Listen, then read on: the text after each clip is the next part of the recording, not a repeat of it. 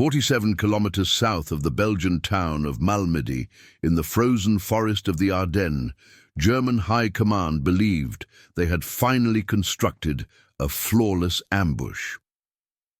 It was December 1944.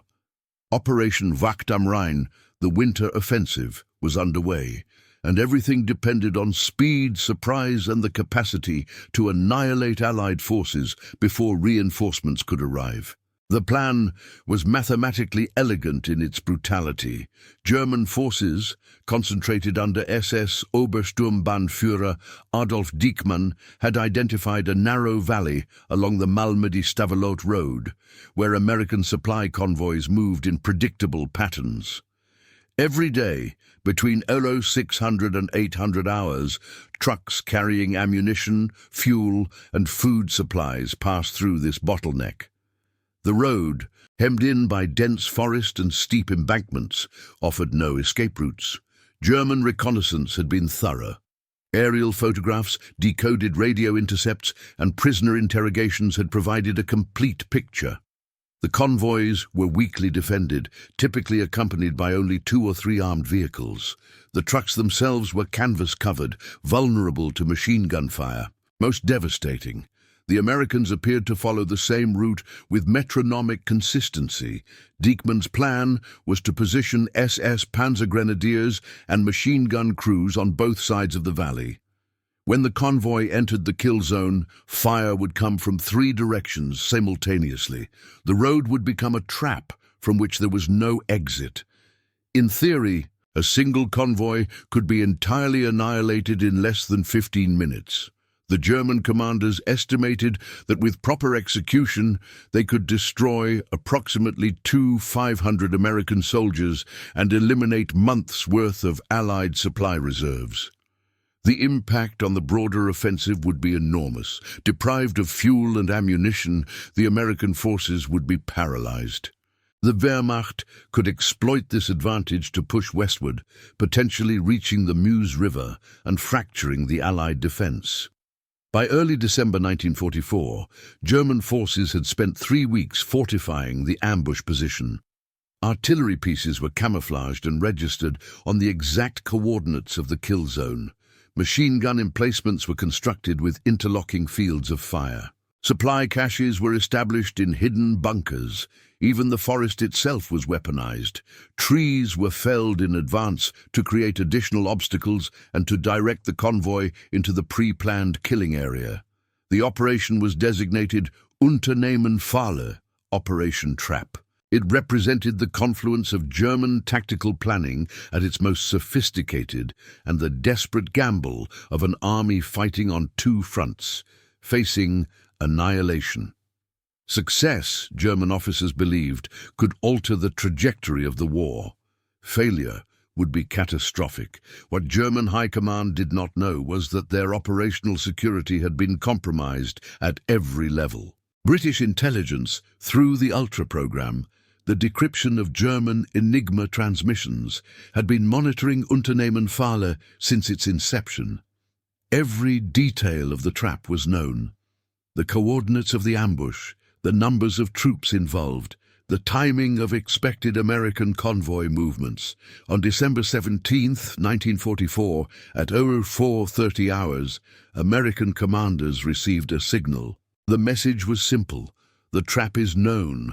Proceed with caution and execute Plan Hamato. Plan Hamato was not a retreat. It was an annihilation counter-ambush, a violent, calculated response that would transform the German trap into a death chamber for its architects. American forces did not deviate from their standard convoy route. They proceeded exactly as German reconnaissance predicted they would, but this time, hidden in the surrounding forest, American artillery units and infantry companies were positioned and waiting. The convoy itself was bait. The soldiers inside the trucks were volunteers who had been briefed on the danger. They wore armor. They carried weapons. They understood they were walking into a trap in order to spring a larger one. At 06:47 hours, the American convoy entered the Malmedy Valley. The lead vehicles were canvas trucks, exactly as German observers expected. The trucks were filled with supplies. Ammunition crates, fuel containers, medical kits, and hidden beneath the supplies, in specially constructed compartments, were American soldiers armed with submachine guns and hand grenades. The convoy moved slowly, almost reluctantly, down the narrow road. From the surrounding forest, German observers watched. The calculations were being made in their minds. Distance to target, firing angles, estimated casualties, everything appeared to conform to the plan. At 0653 hours, the front of the convoy reached the center of the kill zone. German commanders gave the signal to attack. Machine gun fire erupted from both sides of the valley. The sound was deafening, dozens of MG-42s firing at cyclic rate, approximately 200 rounds per minute each. The lead trucks were shredded, canvas disintegrated, wooden frames splinters. But the trucks did not stop. They accelerated. And then, from the forest itself, American artillery opened fire. The barrage came from 16 150-meter howitzers positioned on the ridges above the valley. The effect was instantaneous and apocalyptic. German ammunition caches, pre-positioned for the attack, detonated in cascading explosions. German machine gun emplacements, fixed in place and unable to relocate, were buried under high explosive shells. The forest itself seemed to ignite. German soldiers, who had been positioned in carefully constructed bunkers, found themselves not in positions of tactical advantage, but in graves.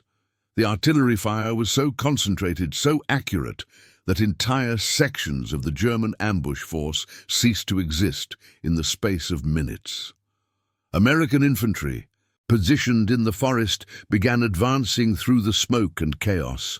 They moved methodically through the trees, engaging German soldiers who were now disoriented and leaderless. The hunters had become the hunted. Within 30 minutes, the German ambush had collapsed entirely. Within 90 minutes, it had transformed into a complete rout. The American convoy proceeded through the valley untouched. Not a single truck was destroyed. Not a single American soldier in the convoy was killed. But behind them, in the frozen forest, 500 German soldiers lay dead or dying. Now, I invite you to leave in the comments where you're watching from and the exact time you're listening to this story. We're interested in knowing how far these documented accounts travel and at what moments of the day or night they reach you. The question that haunted German High Command in the days following the Malmedy disaster was simple and terrifying. How had the Allies known? The ambush had been planned in secrecy. Only select officers had been briefed. Radio communications had been conducted in a new cipher system, Enigma Variant 4, believed to be unbreakable.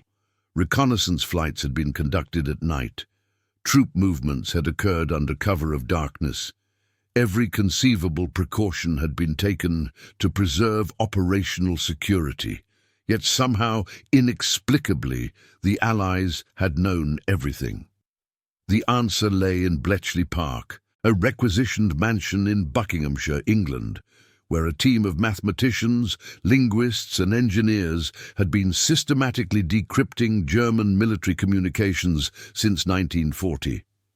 The Ultra program, as it was designated, had begun with the capture of an Enigma machine from a German U-boat in May 1941. British cryptographers had used this machine as a template for constructing bombs, electromechanical devices designed to test possible Enigma settings at mechanical speed. By 1944, the British were reading German military traffic with near-complete regularity. Certain keys were solved within hours of transmission. The Enigma Variant 4, which German High Command believed to be secure, was not. It had been broken in December 1943. By mid-1944, approximately 90% of all German military communications encrypted on this key were being read by British intelligence within 24 hours of transmission. When Unternehmen Fahle was first discussed in encrypted radio traffic between German Army Group commanders on December 4, 1944, The conversation was intercepted, decrypted, and transmitted to Allied Supreme Headquarters within 8 hours. A British intelligence officer named Captain Michael Ashford was responsible for analysing the intercept. Ashford was a 42-year-old Cambridge mathematician who had been assigned to Bletchley Park in 1940 and had never left. He read German with native fluency. He understood military terminology, and he possessed an almost supernatural ability to reconstruct entire operations from fragmentary intercepts. When Ashford read the initial Unternehmen-Falle transmission, he understood immediately what was being planned. He wrote a preliminary analysis that was forwarded to General Omar Bradley's headquarters. The analysis contained specific coordinates, estimated German force strength, and predicted timing of the ambush. Bradley's response was to contact his subordinate commanders and present them with a choice: evacuate the Malmedy-Stavelot road entirely or use it as bait for a counter-ambush. The decision was made to proceed with Plan Hamato, the counter-ambush, but executing this plan required perfect coordination between intelligence, artillery, and infantry. It required placing American soldiers in harm's way, with the knowledge that they would be attacked. It required trusting that the intelligence was accurate, that German operations would proceed according to intercepted plans, that nothing would go wrong. The plan was briefed to the convoy commander, Captain William Ross, a 34-year-old from Pittsburgh who had commanded supply convoys since 1942. Ross was informed that his convoy would be attacked. He was told that the attack would be met with devastating counterfire. He was told that his trucks would not be hit, but that everything around them would be destroyed. Ross asked a simple question: "What if your intelligence is wrong?" The response was equally simple: "Then you will be among the first Americans to die in this operation." Ross accepted the assignment. He selected his drivers and truck crew volunteers from among men who had already seen combat, who understood the risks. He briefed them on December 16th, the day before the operation. The conversation in the truck cab, as recorded in a post-war memoir by one of the drivers, was sparse. "We're either going to pull off the greatest ambush since Cannae, or we're all going to die in a valley in Belgium." When the barrage began and the German positions erupted in flame and smoke, Captain Ross understood that the intelligence had been correct, that Michael Ashford, reading encrypted radio transmissions in a mansion in England, had saved his life and the lives of his convoy. But 500 German soldiers, ordinary infantrymen, many of them conscripts in their early 20s, many of them Volkssturm militia recruited only months earlier, had not been so fortunate.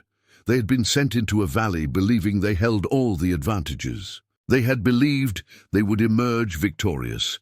Instead, they had emerged not at all. If this story surprised you, make sure to leave a like to support the channel.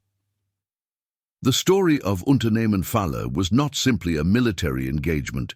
It was a collision between two competing technologies, two competing philosophies of warfare, and ultimately two competing visions of how wars should be won. The Germans believed in tactical superiority, the careful coordination of forces, the exploitation of terrain, the concentration of fire. They believed that with enough planning, enough discipline, enough adherence to military doctrine, they could achieve victory despite being outnumbered and out-resourced. The Allies believed in information superiority. They believed that knowing what the enemy intended to do was worth more than any numerical advantage. They believed that intelligence was a weapon that multiplied the effectiveness of all other weapons. The Enigma machine embodied German confidence in technological superiority. It was a marvel of mechanical engineering, a device so complex, so mathematically sophisticated, that German High Command believed it was theoretically unbreakable. Messages encrypted on Enigma could not be read without the daily key, a combination of rotor settings, plugboard configurations, and ring positions that changed every 24 hours. What the Germans did not account for was the possibility that the Enigma machine itself could be captured, studied, and replicated. What they did not anticipate was that British engineers could build machines faster than German minds could conceive of new security protocols. Michael Ashford, the intelligence officer who had decrypted the Unternehmen Fahle transmissions, was one of approximately 5,000 people who worked at Bletchley Park by December 1944. The operation had grown exponentially since its inception. What began as a small team of Cambridge dons and puzzle enthusiasts had evolved into a vast industrial complex of decryption. Rows of bombs running 24 hours a day, teams of cryptographers working in shifts, support staff managing the logistics of processing thousands of intercepts daily. Ashford worked in Hut 3, the section responsible for analyzing decrypted German Army and Luftwaffe traffic. His job was to take raw, decrypted text, often fragments, often garbled by transmission errors, and reconstruct meaning from them. It required intuition, linguistic skill, and an almost supernatural ability to think like a German military officer. When the Unternehmen Fahle traffic began appearing in intercepts, Ashford was one of the few people who recognized its significance immediately. Most intelligence officers saw it as routine operational planning. Ashford saw it as a complete map of a German military operation, transmitted in clear language through an encryption system that British could read like reading a newspaper. He spent 12 hours constructing a complete analysis. He worked without breaks, fueled by tea and the intensity of intellectual engagement. When he finished, he had produced a document that specified the location of every German position, the strength of every unit, the timing of the expected attack, and the probable casualty estimates. This document was classified Top Secret Ultra and forwarded to General Omar Bradley's headquarters. It was hand-carried by courier, never transmitted by radio. The source was protected by compartmentalization. Only a handful of senior commanders knew that this information came from intercepted German communications. Most officers who received the intelligence simply knew that it came from a very reliable source and proceeded accordingly. The decision to execute Plan Hamato represented a fundamental trust in the intelligence. It represented a willingness to place American soldiers in danger based on information derived from encrypted radio transmissions. In modern terms, it represented an act of faith in technology and in the human beings who operated that technology. And it worked. The German ambush was transformed into a German massacre. But this was not simply a military victory. It was a vindication of a particular approach to warfare. One based on intelligence, on information superiority, on the capacity to know the enemy's intentions before the enemy acted. In the years following the war, the story of Bletchley Park and the Ultra program remained classified. It would not be publicly revealed until 1974. For 30 years, Michael Ashford and the thousands of other cryptographers who worked at Bletchley Park remained anonymous. Their contribution to Allied victory was unknown. Their names appeared in no official histories. Their sacrifice, for many of them had worked 18-hour days for years, contributing nothing visible to the victory, receiving no medals, no recognition, was completely invisible. Ashford himself returned to Cambridge after the war and resumed his position as a mathematics lecturer. He never spoke publicly about his wartime work. When asked by former colleagues where he had spent the war, he would respond simply, "I was engaged in government work." Nothing more. He died in 1987, age 85, having lived his entire post-war life in the shadow of the Official Secrets Act. His obituary in the Cambridge newspaper mentioned his wartime service only obliquely. Captain Ashford served with distinction in a classified capacity during World War II. No one reading the obituary would have understood that Michael Ashford, working in a mansion in the English countryside, had been responsible for saving thousands of lives and for transforming the outcome of a critical military engagement. The destruction of the German ambush force at Malmedy, the annihilation of 500 soldiers in less than 90 minutes, was celebrated in American military circles as a triumph. It was detailed in after-action reports. It was highlighted in intelligence briefings as an example of the value of ultra-intelligence. It appeared in American military publications as a case study in successful counter-ambush tactics. What was not discussed, what was classified and remained classified for decades, was the human cost of the operation from the Allied perspective. Captain William Ross's convoy had not been hit by German fire.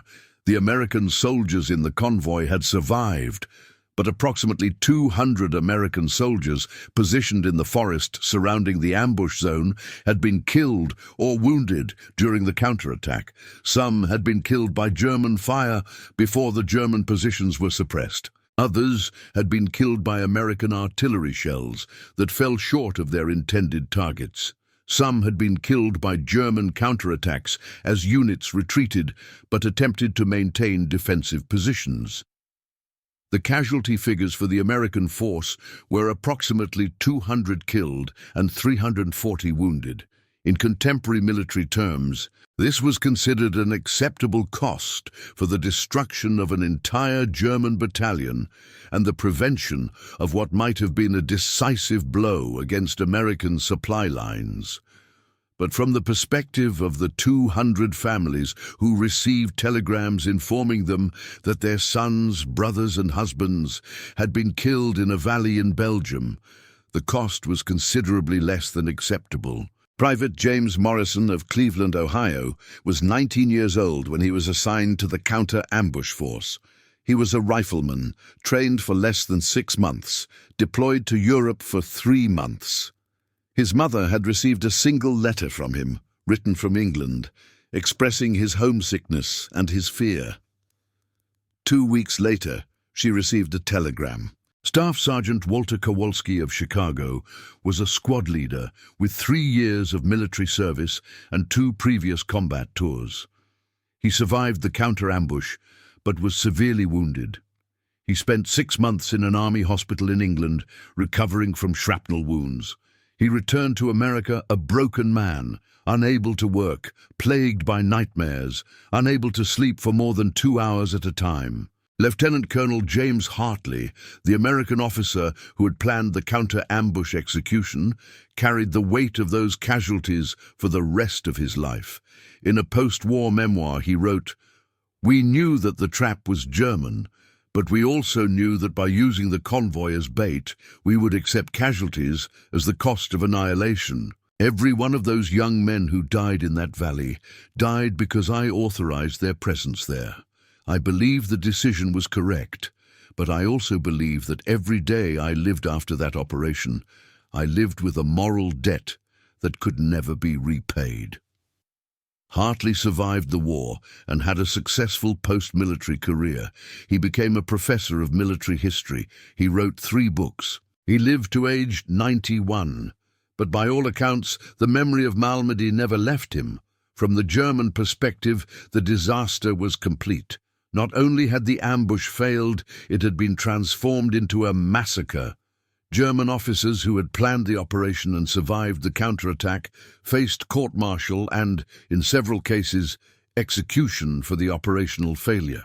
Obersturmbannführer Adolf Diekmann, the German commander who had conceived of the ambush, was killed during the counterattack along with his senior staff.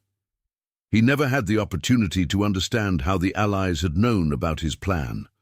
The knowledge died with him. The German soldiers who survived the counterattack were captured and transported to American prisoner of war camps. Many of them spent the next 12 months in captivity, initially ignorant of why their operation had failed so catastrophically. Some learned the truth years later in debriefing reports prepared by American intelligence. Most never learned anything more than that they had been defeated. Michael Ashford returned to Cambridge in September 1945 after the European War had ended.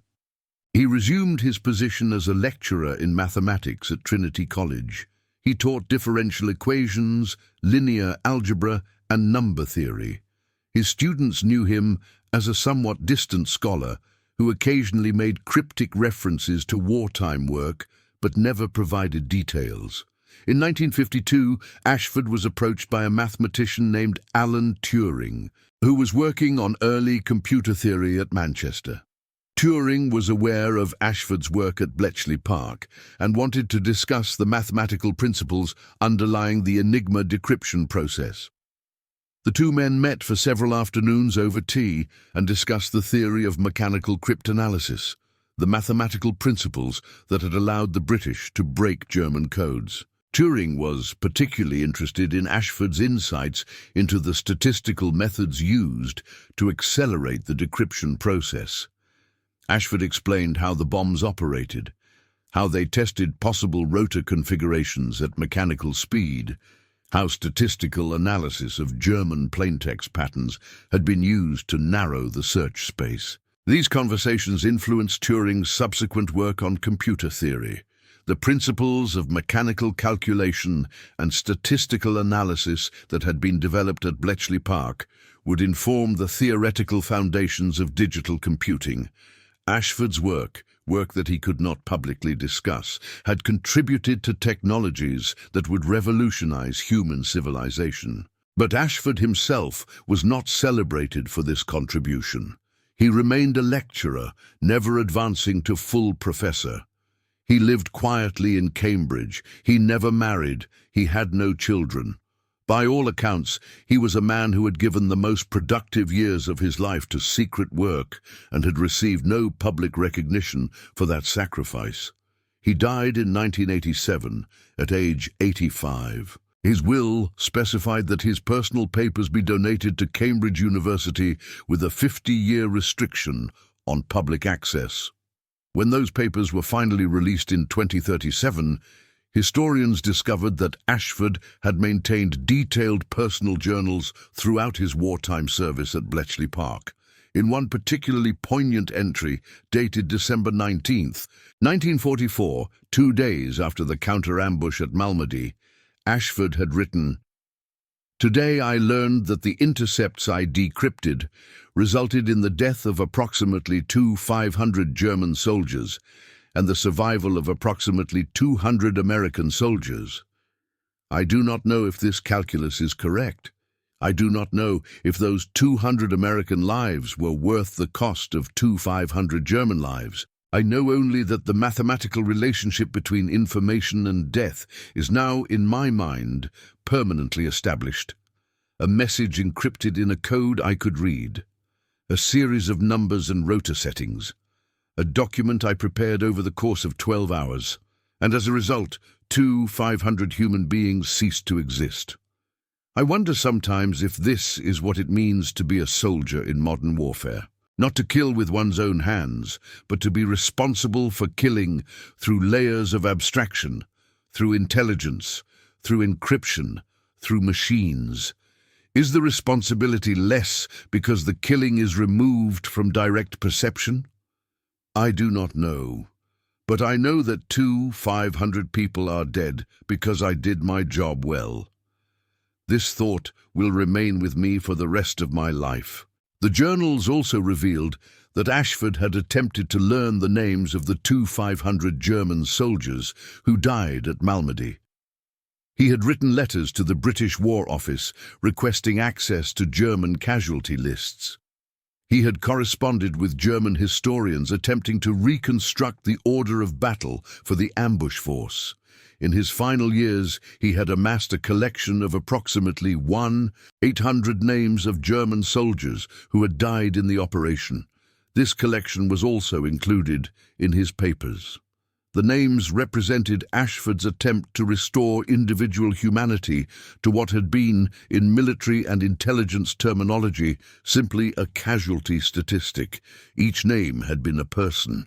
Each person had been known by someone. Each death had consequences that rippled outward through families and communities.